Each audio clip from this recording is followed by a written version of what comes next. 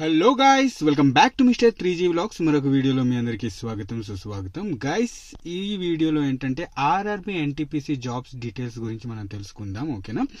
So చాలా మందికి ఉంటుంది కదా, రైల్వేలో టీటీ అవ్వాలని, అలాగే క్లర్క్ అవ్వాలని, గూడ్స్ గార్డ్ అవ్వాలని, స్టేషన్ మాస్టర్ అవ్వాలని ఉంటుంది. సో ఆ పోస్టులన్నీ ఈ ఎన్టీపీసీకి సంబంధించినవే. ఓకేనా? ఎన్టీపీసీ అంటే చూడండి, ఫుల్ ఫామ్ ఏంటంటే నాన్ టెక్నికల్ పాపులర్ కేటగిరీస్. ఓకేనా? ఎన్టీపీసీ అని షార్ట్ కట్ లో నోటిఫికేషన్ ఎన్టీపీసీ పేరుతో, ఆర్ఆర్బి ఎన్టీపీసీ పేరుతో నోటిఫికేషన్ అయితే తీస్తారన్నమాట. ఓకేనా? ఆల్రెడీ ఈ నోటిఫికేషన్ గురించి అనౌన్స్మెంట్ చేశారు. ఓకేనా? ఇంకా అఫీషియల్ గా నోటిఫికేషన్ రాలేదు, త్వరలోనే వచ్చేస్తుంది. అంతకన్నా వచ్చే ముందు నోటిఫికేషన్ వచ్చే ముందు మీకు ఈ జాబ్ గురించి తెలియాలి కదా. అసలు ఏంటి ఈ పోస్టులు, ఏంటి ఈ జాబ్, ఏంటి జాబ్ ఎలా ఉంటుంది, సిలబస్ ఏంటి, ఓకేనా, ఎగ్జామ్స్ ఎలా జరుగుతాయి, ఇవన్నీ మీకు తెలియాలి కదా. అందుకే ఈ వీడియో అనేది నేను చేస్తాను అనమాట. నా పర్పస్ ఏంటంటే నేను ఈజీ వేలో అందరికీ అర్థమయ్యేలా వీడియోస్ అనేవి చేస్తూ ఉంటాను అన్నమాట. ఓకేనా? సో ఇదన్నమాట. ఓకే, ముందుగా ఆర్ఆర్బి ఎన్టీపీసీ ఎలిజిబిలిటీ చూసుకుందాం. ఇక్కడ ఏంటంటే 12th క్లాస్ ఎవరైతే ఇంటర్ సెకండ్ ఇయర్ పాస్ అయ్యారో వాళ్ళకి ఉంటాయి పోస్టులు. అలాగే వారితో పాటు గ్రాడ్యుయేషన్ ఎవరైతే చేశారో, ఓకేనా, డిగ్రీ గ్రాడ్యుయేషన్ ఎవరైతే చేశారో వాళ్ళకి కూడా ఈ పోస్టులు అనేవి ఉంటుందన్నమాట. ఎవరైతే ఇంటర్ సెకండ్ ఇయర్ ఎవరి వద్ద ఉందో వాళ్ళు లెవెల్ 2, లెవెల్ 3 పోస్టులో ఎలిజిబిలిటీ ఉంటుంది. అలాగే గ్రాడ్యుయేషన్ ఉన్న వాళ్ళకి ఏంటంటే లెవెల్ 5, లెవెల్ 6 పోస్టులు అనేవి ఉంటాయన్నమాట. ఓకేనా? అండ్ గ్రాడ్యుయేషన్ వాళ్ళు లెవెల్ 2, 3, 5, 6 ఈ పోస్టులు అన్నిటికీ అప్లికేషన్ పెట్టుకోవచ్చు అన్నమాట. బట్ 12th వాళ్ళు ఏంటంటే ఓన్లీ లెవెల్ 2, లెవెల్ 3 పోస్టులకి ఎలిజిబిలిటీ ఉంటుంది అన్నమాట. ఓకేనా? సో ఇది ఇప్పుడు మనం పోస్టులు చూద్దాం. 12th వాళ్ళ కోసం ఏం పోస్టులు ఉంటాయి అనేది చూద్దాం. ఓకేనా? సో ఇక్కడ ఏంటంటే ముందుగా జూనియర్ క్లర్క్ కమ్ టైపిస్ట్ అని అంటారు. ఓకేనా? ఇవేంటంటే ముఖ్యంగా క్లర్క్ పోస్టులు అన్నమాట, ఆఫీస్ సంబంధించిన పోస్టులు. ఓకేనా? ఒక కంప్యూటర్ ఉంటుంది, అలాగే పేపర్ వర్క్ అనేది ఎక్కువగా ఉంటుంది అన్నమాట. ఈ క్లర్క్ టైపిస్ట్ పోస్టులు ఏంటంటే ఎక్కువగా ఎక్కడ ఉంటాయి అంటే కనుక డివిజనల్ రైల్వే మేనేజర్ ఆఫీసర్స్ ఉంటారు కదా, డిఆర్ఎం ఆఫీసర్స్ ఉంటారు కదా, వాళ్ళకి ఆఫీస్ ఉంటుంది అన్నమాట, డిఆర్ఎం ఆఫీస్ అని అంటారు.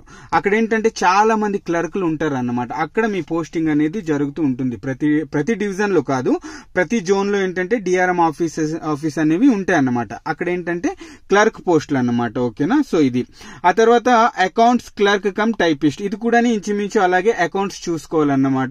ఏంటంటే చాలా మందికి శాలరీస్ వెళ్తాయి కదా, రైల్వేలో శాలరీకి వెళ్తాయి, ఆ అకౌంట్స్ సంబంధించిన పోస్ట్ అన్నమాట ఇది. ఓకేనా? దాని యొక్క పనులు మీరు చూసుకోవాల్సి ఉంటుంది. అలాగే ట్రైన్ క్లర్క్, ఇప్పుడు ఇండియన్ రైల్వేలో చాలా ట్రైన్స్ నడుస్తుంటాయి కదా, ట్రైన్స్ కి సంబంధించిన క్లర్క్స్ ఉంటారన్నమాట. ఓకేనా? ట్రైన్ క్లర్క్స్ వాటి యొక్క ఏంటి, ఎక్కడి వరకు వెళ్తున్నాయి, ఎక్కడి నుంచి వస్తున్నాయి, ఎక్కడెక్కడ రన్ అవుతున్నాయి, ఇలా ఒక ట్రైన్ క్లర్క్ అనేవారు ఉంటారన్నమాట. ఓకేనా? సో ఇది.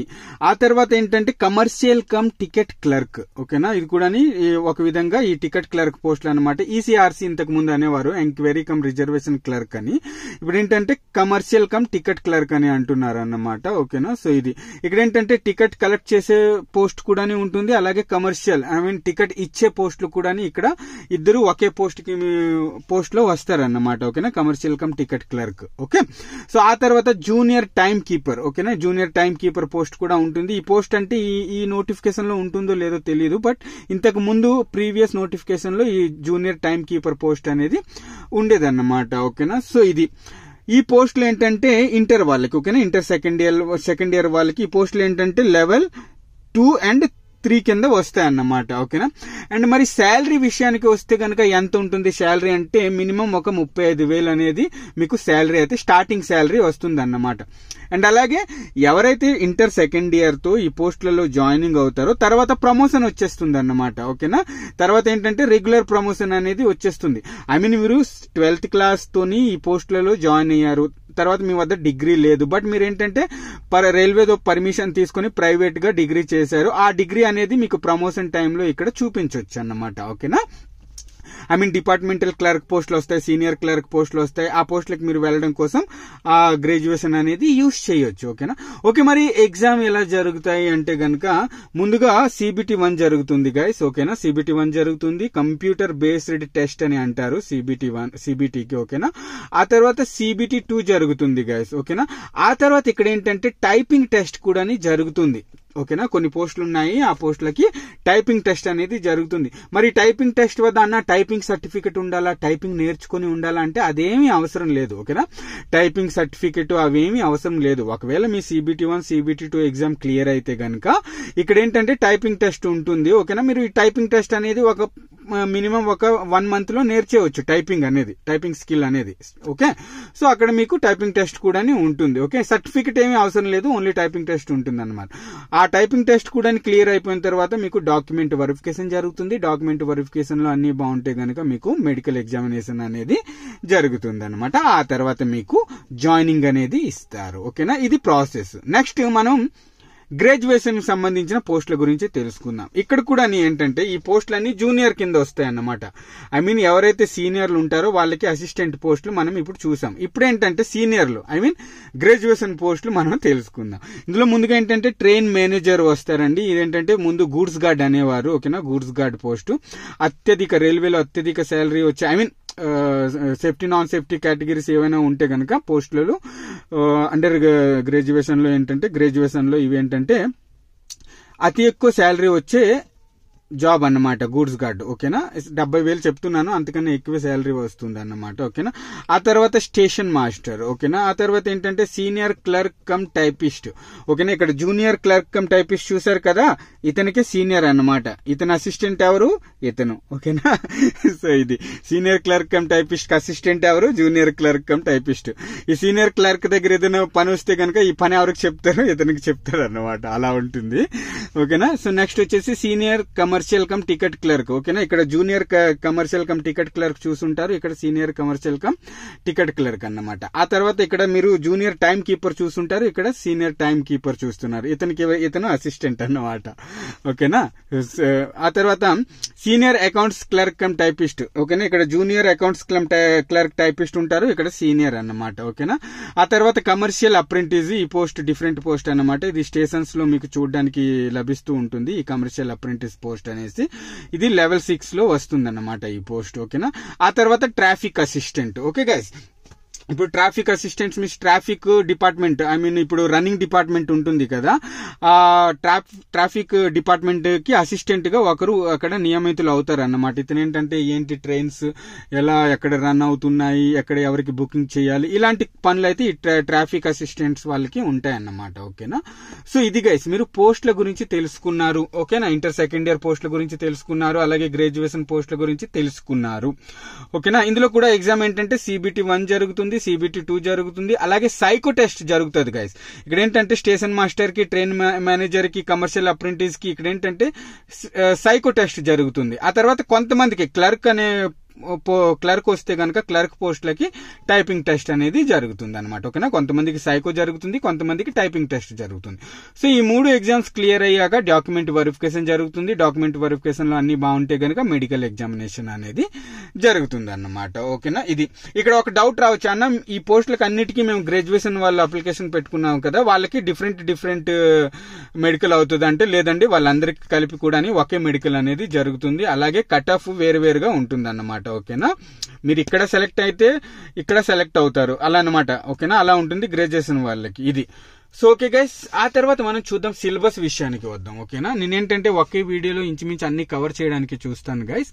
ఓకేనా, అందుకే కొంచెం వీడియో లాంగ్ అవ్వచ్చు. ఓకేనా, చూస్తూ ఉండండి. స్కిప్ చేస్తే కనుక కన్ఫ్యూజ్ అయిపోతారు, నేను ఏం చెప్తాను అనేది మీకు అర్థం కాదు. ఓకే, కంటిన్యూగా ఎప్పుడు నేను నా వీడియో మీకు ఎప్పుడు కనిపించినా కంటిన్యూగా చూడండి. Okay, so okay exam pattern తెలుసుకున్నారు. ఆ తర్వాత ఏంటంటే ఇప్పుడు సిలబస్ గురించి తెలుసుకుందాం.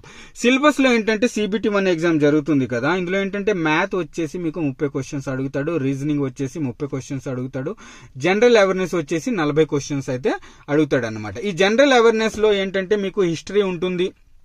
హిస్టరీలో ఒక 6 నుంచి 7 క్వశ్చన్స్ అయితే అడుగుతాడు. అలాగే జియోగ్రఫీ ఉంటుంది, ఒక 5 నుంచి 6 క్వశ్చన్స్ అయితే అడుగుతాడు.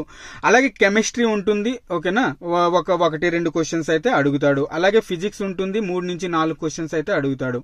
బయాలజీ వచ్చేసి 4 నుంచి 5 క్వశ్చన్స్ అయితే అడుగుతాడు అన్నమాట. పాలిటీ నుంచి 1-2 క్వశ్చన్స్ అయితే అడుగుతాడు. అలాగే స్టాటిక్ జీకే నుంచి ఎక్కువ క్వశ్చన్స్ అడుగుతాడు, 8 నుంచి 9 క్వశ్చన్స్ అయితే అడుగుతాడు. అలాగే కరెంట్ అఫైర్స్ నుంచి ఒక 10 నుంచి 11 క్వశ్చన్స్ అయితే మీకు అడుగుతాడు అన్నమాట. ఓకేనా, సో ఇలా ఉంటుంది CBT1. 100 మార్కులకు ఉంటుంది. 90 మినిట్ టైం అయితే ఉంటుంది అన్నమాట. అలాగే నెగిటివ్ మార్క్స్ ఉంటాయి గైస్, ఓకేనా. 130 నెగిటివ్ మార్క్స్ ఉంటాయి. ఏంటంటే మీరు 4 క్వశ్చన్స్ అటెంప్ట్ చేశారు, అందులో మీకు 3 రాంగ్ అయ్యి, ఓకేనా.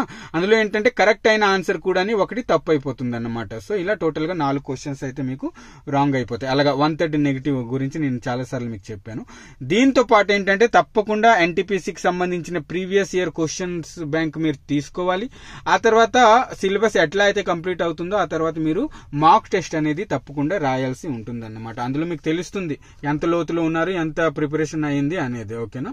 సో ఇది గైస్. ఆ తర్వాత CBT 2, ఒకవేళ ఎవరైతే CBT 1 లో సెలెక్ట్ అయిపోతారో, ఓకేనా, సో వాళ్ళకి CBT 2 ఎగ్జామ్ జరుగుతుంది. ఇందులో కూడా same maths, reasoning, general awareness ఉంటాయి. కాకపోతే క్వశ్చన్స్ కొన్ని పెరిగిపోతాయి అన్నమాట. మ్యాథ్స్ 35 అడుగుతాడు, రీజనింగ్ 35 అడుగుతాడు, అలాగే జనరల్ అవేర్నెస్ వచ్చేసి 50 క్వశ్చన్స్ అడుగుతాడు అన్నమాట. టోటల్ గా 120 క్వశ్చన్స్ అయితే ఉంటాయి అన్నమాట. ఇది ఓకేనా.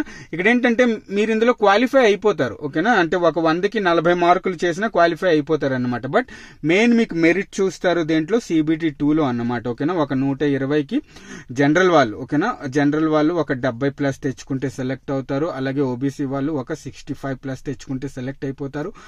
అలాగే EWS అనే సెక్షన్ వచ్చింది కదా, వాళ్ళకి ఒక 60+ వస్తే కనుక సెలెక్ట్ అయిపోతారు. అలాగే మిగతా ST SC వాళ్ళు ఉంటారు కదా, వాళ్ళకి 50+ వస్తే కనుక సెలెక్ట్ అయిపోతారు అన్నమాట. ఇవి నేను మార్కులు చెప్పాను, ఓకేనా.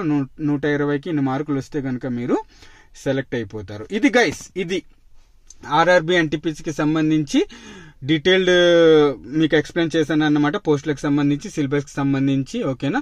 సో ఇది ఎందుకంటే త్వరలోనే NTPC నోటిఫికేషన్ రాబోతుంది గైస్.